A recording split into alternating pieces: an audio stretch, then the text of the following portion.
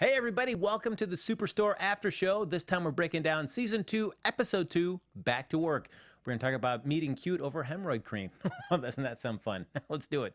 You're tuning into the destination for TV superfan discussion, AFTERBUZZ TV. And now, let the buzz begin. Oh, look at this. Kelsey's never heard this song. What is this? Where am I? It's the Captain and Tennille, only the best. Look at that. You better shop around. What better way to bring us into the Superstore After Show here on AfterBuzz TV? That's right, we're breaking down the entire season of Superstore right here on AfterBuzz. I'm one of your hosts, Frank Moran. You can follow me on Twitter at HappyGoJackie. To my left, though, we got the lovely and talented Kelsey Hightower. Yes, I'm Kelsey Hightower, and you can follow me online at Kels Hightower. Look at that. So let's just jump right in. Well, first, you've never heard the song before? No. It's a little bit that you've heard right now. How are you enjoying it? I love it. All right. I love it. It's so upbeat. You just want to dance. You just want me to go to like a big box store and just buy a bunch of stuff, right? Yeah. Let's sure. bring out the cash. Bust it out. Woo! All right, yes. Get some toothpaste, cotton balls. I like that. That's your meeting go-to. So you're thinking about going shopping at a big box store. Yep. Yeah, there you go. Toothpaste, cotton balls. That's what I need. Yep. It's on the grocery list. I usually veer towards the action figure side. Oh, that's terrible. I go towards toys first. I'm a terrible person. No, not at all. Oh, thank you, Kelsey. So we'll get back into episode 2 of Superstore, Back to Work. So, I mean, they've gotten through the strike. Didn't go as well as they thought, but they figured maybe they can fight the power from within the corporate structure, so they all head back and take their jobs over again. I know. Got to get back to it. I mean, at least Glenn got his job back. Yes. But everybody's happy about it. But he can't even rest because Jeff from corporate is still there. I know. So Glenn, I feel like he thinks he needs to make a really big impression on Jeff. Yeah. That I'm a tough guy. Yeah, tough guy. That's what I wrote down, too. It's like he's trying to be the tough guy the whole time, like show him that he can be what corporate wants him to be. Now, have you ever had a boss that you've seen, like, when their boss comes in, they certainly act different to try to show that, like, hey, I'm really in control of the situation? You can just tell different people act differently, like when, not necessarily in a work environment, but just when other people get around, if it's somebody they're trying to impress, or, I don't know, you can tell how people act differently in certain situations. So I can't think of anything off the top of my head, but... All right, Kelsey, just I think this is honesty time. Have you ever acted differently to try to impress somebody else? Oh, of course. I mean, I can't lie about that. I mean, let's throw it back to middle school, and you're just like, oh, I don't know. If a teacher's around, you're like the good kid. If the cool kids are around, then you're like, I'm cool too. Oh, yeah, that's you right. know? I'll It's rob just that like, bank. Yeah. Oh, wait, I'm sorry. Talking about my own past. I'm sorry. We shouldn't get into that. A little too close to home. No. Yeah, oh gosh. Hopefully none of the law enforcement there back in Lockport, Illinois is watching this right now or I'm in trouble. They're coming for you. But Jeff, I guess he wants to kind of impress everybody that, hey, I'm a nice guy even though I work for corporate. I brought everybody welcome back flowers. Just one vase of flowers. I know. It was funny, though. That was a little precious moment. Because he's, like, trying to be a kind person, I think. And I don't know. Does he wants to get promoted. He's ready to go move on up. We saw that kind of at the end, but yeah, I'm trying to gauge Jeff because I feel like he's aware of the corporate policies of Cloud9, and he's still fine with it. Like, oh, this is an unpaid break that he says later on in the episode. So it feels like some of the things he's cool with the way that this corporation runs. Yeah. But I'm trying to figure out how genuine is his approach with the employees. Like, if there's something you think we can improve on, let us know. yeah, I don't know if he's genuine about that. He just kind of seems like he's there, like, okay, they sit me down. I'm like, I'm doing what I'm supposed to do, and then I'm going to go back home. You know, it's just kind of like a mundane thing to him. Because I guess it's hard because I feel like the show has put Jeff in a, like he's been placed in a position where he wants to solicit that information from the employees, and yet circumstances have prevented the employees from really telling them what they really want. So I don't know how Jeff is going to react when he actually gets to hear that real information. Will he sincerely listen to it, or will he kind of just try to give some corporate kind of speak to talk his way out of Cloud9 doing anything to help? I know, exactly. Well, I wonder the same thing. Maybe that can be a prediction or something. Ooh, yes, that could be something to carry us through. Yes. But of course, before Jeff can really solicit anybody's opinions there at the little morning meeting, Glenn's got to come in, act like a tough guy. He's the big boss, the big bad boss. And I do like this. He just immediately gets caught in a chair. I know.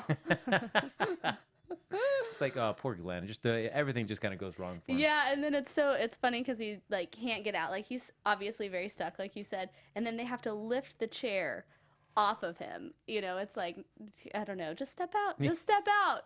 He can't do it. No. Poor Glenn.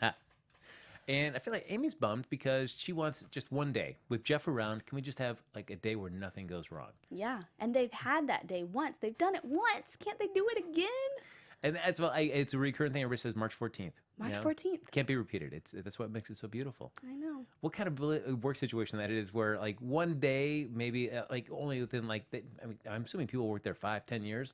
They can think of just one day, March 14th, and that's it, where everything went right. I wonder if they have a celebration every year. You know, like March 14th, we got to get the balloons ready. That's right. And then they walk in and it's like confetti. It's like, remember that day 20 years ago. Because I think more often than not for you, for when you're working, more often than not, does the day go well, or is it pretty much just every time you're working on a project, are you just trying to hold everything together? Oh, it depends on what it is and who you're around. But I know when you're busier, then it goes by faster. You know, I've noticed that. And when it's when you don't have a lot to do and you're just like twiddling your thumbs, it's like, oh, such a long day. You know, it just feels like molasses. But yeah, because I feel like I guess it all depends on the team that you have around you. yeah, So, and the people around, because it kind of starts like if your boss is in a bad mood, then usually I find that your day's not going to be as great as you hoped. yes, Most of the time. and I certainly I'm not a fan of the work environments where the boss, like Glenn tries to be in there, like the yelling know. boss. Yeah. My least favorite boss. Oh yeah. Oh, I can't take that. I do not handle yelling well. I'm just like, okay. I'm not afraid to cry in front of my boss when he yells. I'm so sorry. You're yelling at me right now. Stop. One person though that's always trying to impress the Jeff, at least from corporate, is Mateo. Yes. The whole time. That was kind of my favorite because it's like he wants to impress him so much, and then Jeff keeps getting his name wrong. Yeah. I love Mateto. That was probably my favorite one. Oh yes, Mateto. Mateto. What? But it was so interesting that he thought just if Jeff could overhear just one guest say just at least one kind of nice sentence. Yeah. That'd be it. Like, oh, you were a lifesaver. Like, also, I don't know what Mateo was expecting. Like, Jeff would like, all right, you're going to be president of Cloud9 now. I don't know. Like, you were the best. I have my star right here. Yeah. Oh, thank you. Yes. Yeah. And I do always get Mateo and then Matado later on. Yeah. Which- Potato. Yeah. And you're like, Mateo tries to correct it. No, it's Matado. No, it's Mateo. Sorry. And then we have Amy's big storyline throughout the episode is that we realize that Dom, who runs the deli, he decided he didn't want to come into the day. So Marcus is there, and Amy says, hey, why don't you hop behind the slicer? We got to keep this deli moving because it's a long sandwich line. And immediately, Marcus doesn't seem already to be this, the brightest bulb. And immediately slices off his thumb. Yeah. Whew. That, I kind of saw that when he was like putting the ham on. I was like, I know what's about to happen. Oh, and it came right off. I guess I feel fortunate where I've never had any kind of major kind of cutting incident, like during like food prep or anything like that. You? No, I haven't. I worked in a restaurant and I never cut my hand off or anything. Off. They're all here. Whew, all right. A lot of people cutting their hands off at where you worked. Good old Texas Roadhouse. That would be hard to not have a thumb though. Like he was saying, what am I going to do? I can't drive or use doorknobs. I guess that's, like, I guess that's true. I mean, that I just did, but that's a bad example. I mean, riding, that would be a hard one. That or holding a gun, I guess.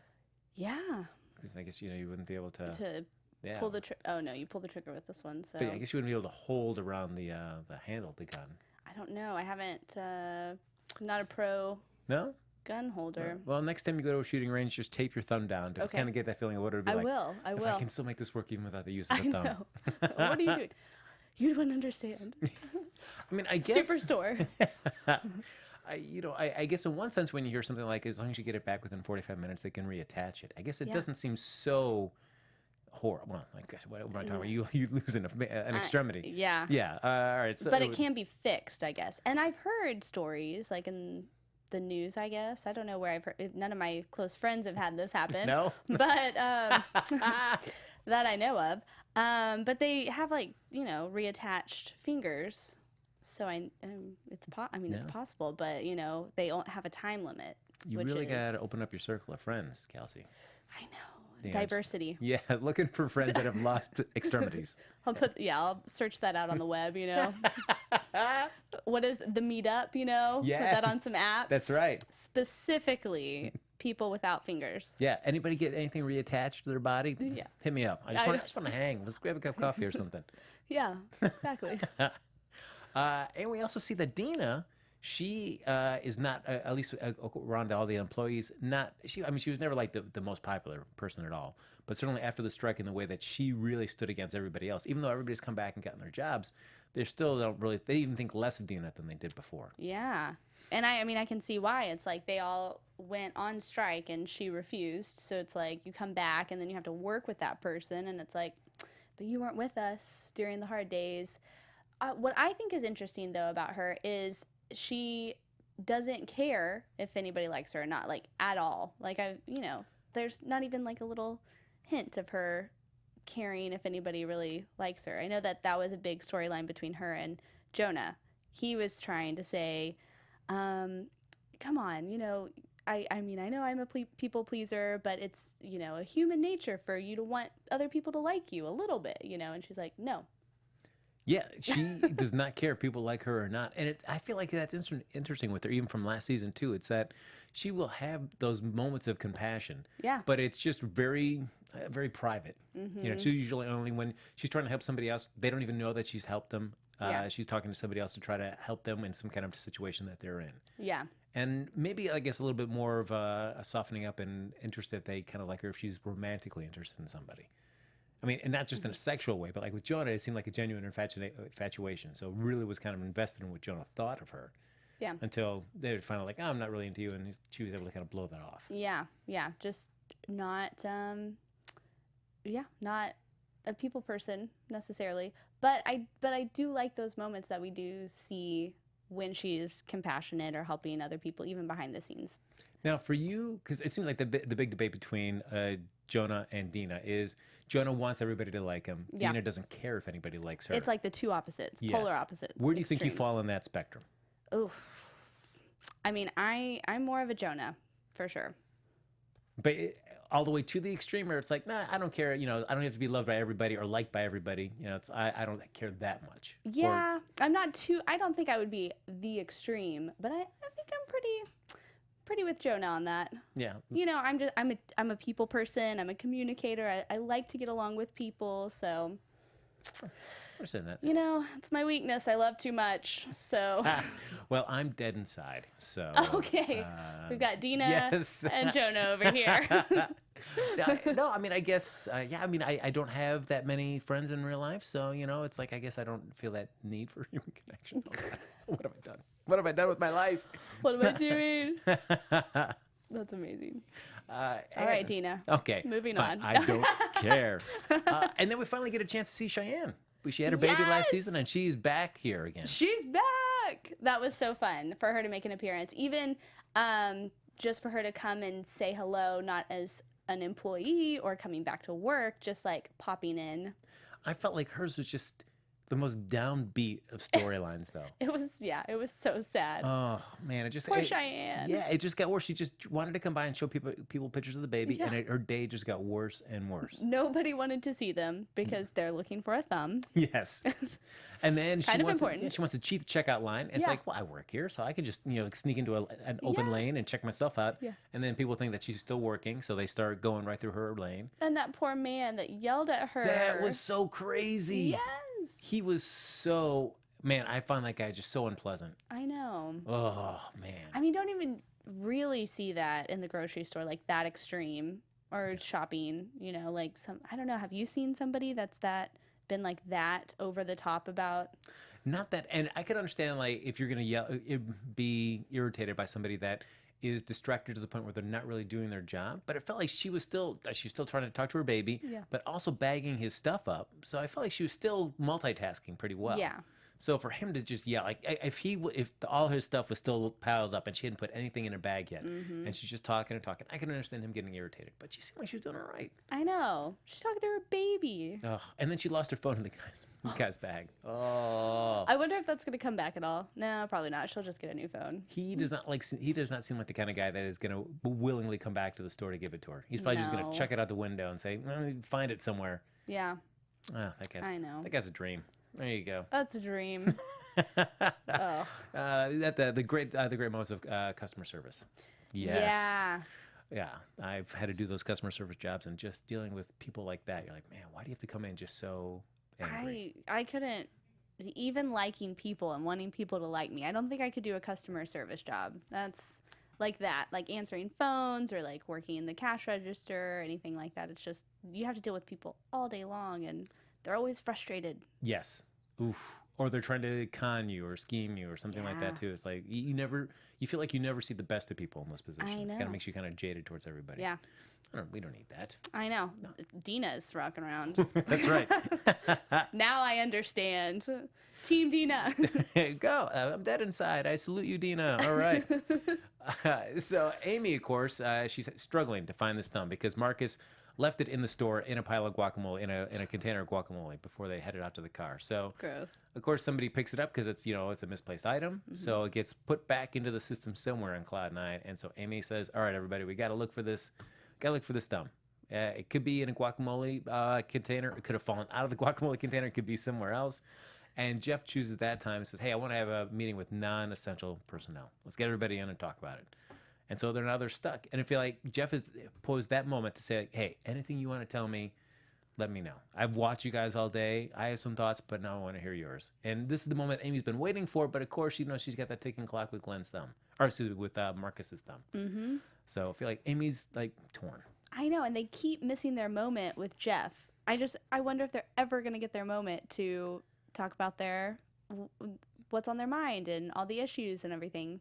Like you had mentioned that earlier, but yeah, they missed that opportunity. And it's so funny that Jonah comes on and he starts off with his long-winded story, and she's like, "We don't have time for this." Yeah. So they did not get to talk about their issues or what was going on in the store. That's true. And even though they didn't get to hear Jonah's long-winded story, they did get to hear his long-winded letter that he wrote for Dina as an apology to all the other employees, which seemed like it did not go over very well. It didn't. They have tried a lot of things. Dina tried to write a letter. Yeah, that letter was amazing. Such a apology letter. And then he tried to write a letter for her, and she hated it. And yeah, and I loved what she said. She was like, "I am not sorry." And not like a sorry, not sorry, like not sorry, not sorry sort of thing. Yes. And then she throws the paper at them and is like, "You're dead to me." I know. And I like that she did edit out Jonah's like whole Magnolia stuff that he's going to put in there. I would love to see how that was going to tie into everything. Oh, she edited everything. It was like, and skip, blah, blah, blah, Magnolia, blah, blah, blah. Just such a critical commentary on his speech. You're starting off with a quote. Oh my gosh, what is this? A high school book report? Yeah. So poor Amy kind of misses her moment to be able to get that. And then, of course, as she's trying to corral everybody, like, we can't find the thumb. What's happening? Mm-hmm. Jeff and Glenn walk up, and a customer comes up with that tub of guacamole with a thumb in it. Oh! Not the best moment there for Amy. No, and I don't know if I'm going to be able to eat guacamole for a little while. Thinking about thumbs in the guacamole. See, I feel like with guacamole, I am so particular. I think it needs to be the spicier, the better with my guacamole. Because otherwise, if it's not, then I feel like it tastes too bland. I feel like it's just like too mushy and bland. Yeah, just like eating an avocado straight. That's right. Are you a big fan of having avocado on sandwiches? Yeah, I do. I like avocado on just about anything. I feel like it always makes everything just so kind of soggy and it mutes the flavor. I feel like I'm just eating kind of mush. What am I doing? What's going on? I feel like I should be doing more out of this. Just mush. I think it's great. I love it. Yes, it just tastes so good. And on breakfast, that's the best. Really? On toast, on eggs. Guacamole on toast? Yeah. I mean, I guess it's like a chip, right? So. Yeah, you could do toast and then like some sprouts and some pepper flakes.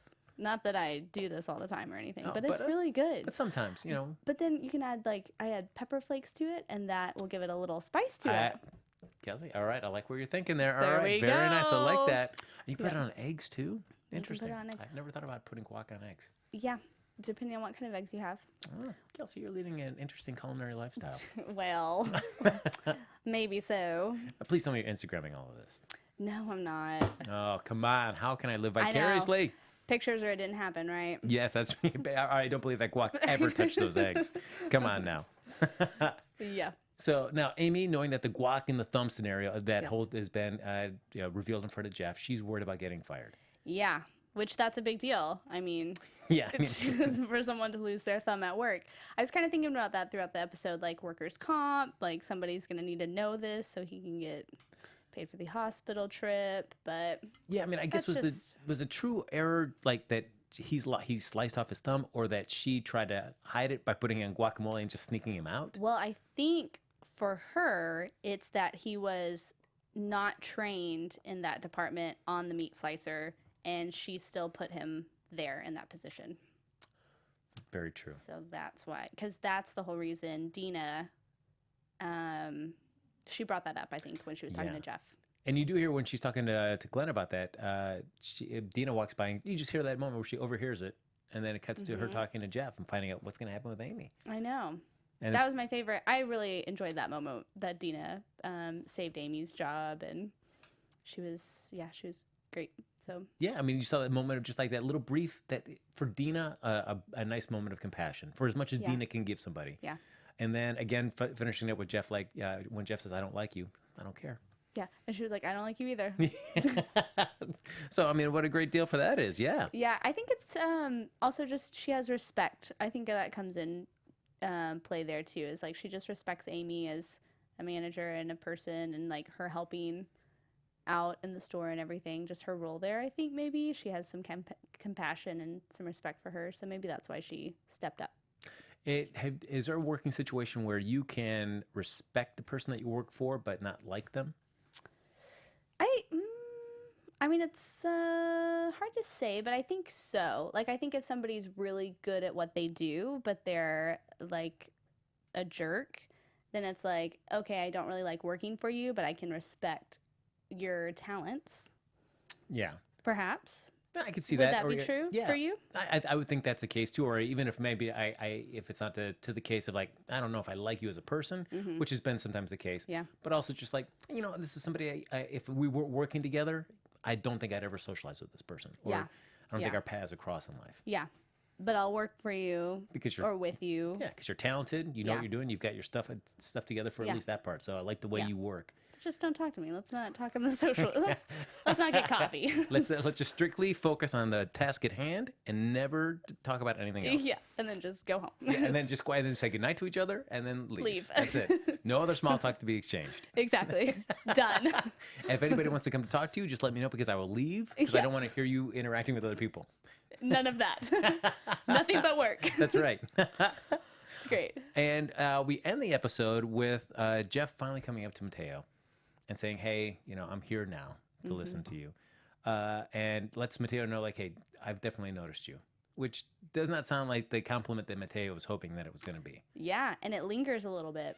Yeah. I feel like So- when he says, like, I've noticed you, doesn't sound like, yay. It sounds like, yeah, kind of one of those. I've noticed. Yeah. Yeah. Ooh. Oh, don't worry. I've been noticing. Yeah. I feel like when you keep asking for the attention, when you finally get it, you maybe don't want to have that on you. Yep. I think that's exactly right. Yeah, and so it just leaves with like kind of like a long standing shot of him standing there like looking worried for a very long time, which he should be. I feel like he's just going to be sitting there just analyzing that moment over and over and over again. Mm-hmm. Until the next episode. Yeah. Ooh, speaking of the next episode, why don't we do a little predicting?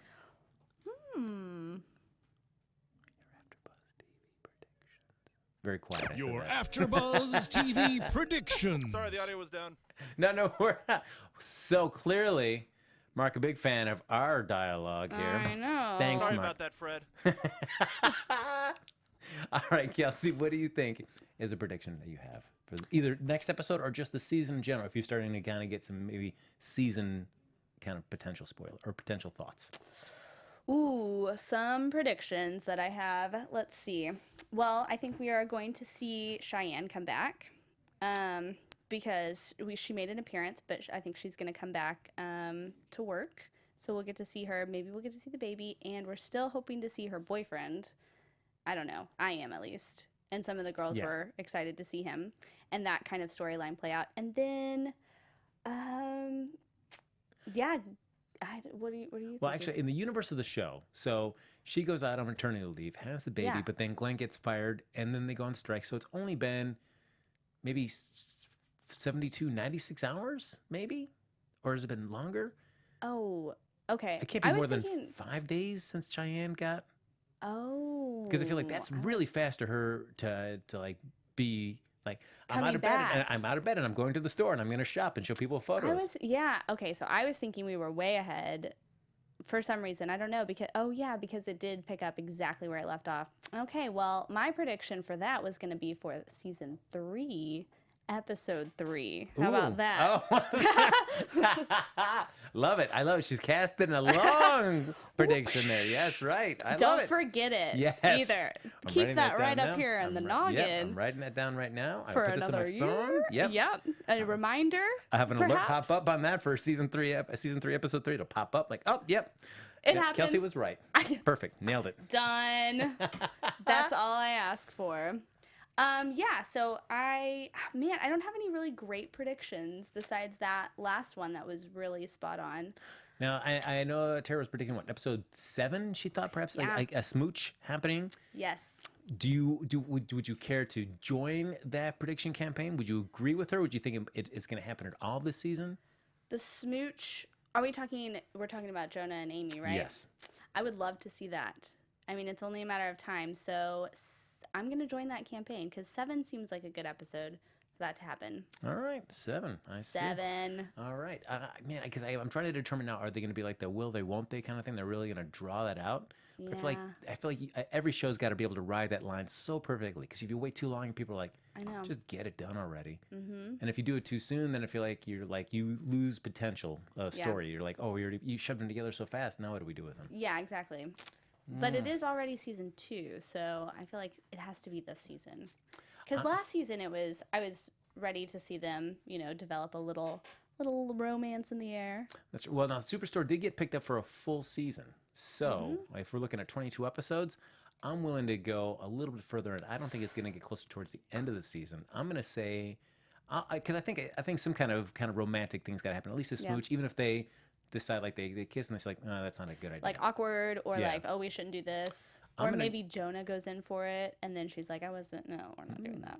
I'm gonna go episode 16. That's what I like. I want to go a little late in the season. Has still potential. That's like over double. That's right. A little bit more fallout as we head towards the end of the season. And then maybe like a full-blown declaration by the end of the season, perhaps. Okay. Because I feel like we need to see some setup with Amy's marriage kind of maybe not doing so well for a little bit. We really haven't seen much backstory. Yeah. I mean, it doesn't seem like the greatest marriage. I mean, it doesn't seem like an awful marriage, but it doesn't seem like a marriage she's truly happy with. Yeah. And we really haven't seen much of the marriage at all. I mean, she's mentioned it a couple times, but... And we saw the husband once last season. Yeah. With his great grilling, his long form grilling videos and stuff. Like, oof, all right, great. Yep. Winner. I mean, it seems like, again, like a nice guy, but I feel like it's like somebody that Amy settled for. She was in a small town, didn't maybe have many, many dreams of leaving it. And it's like, all right, this seems like the best I can do given my circumstances. Yeah. But now Jonah, that guy comes into town with, big ideas. Yep. He's coming to town. He's there. And those sweet Magnolia references. What a way to win a woman's heart. That sweet romantic heart.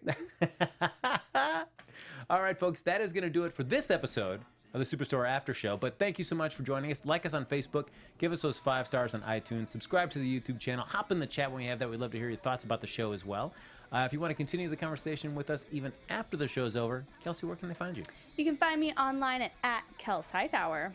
And you can find me on Twitter at HappyGoJackie. We'll see you next week for another exciting episode of the Superstore After Show here on AfterBuzz TV. From executive producers Maria Menounos, Kevin Undergaro, Phil Svitek, and the entire AfterBuzz TV staff, we would like to thank you for listening to the AfterBuzz TV network. To watch or listen to other after shows and post comments or questions, be sure to visit AfterBuzzTV.com. I'm Sir Richard Wentworth, and this has been a presentation of AfterBuzz TV. Buzz you later. The views expressed herein are those of the hosts only and do not necessarily reflect the views of AfterBuzz TV or its owners or principals.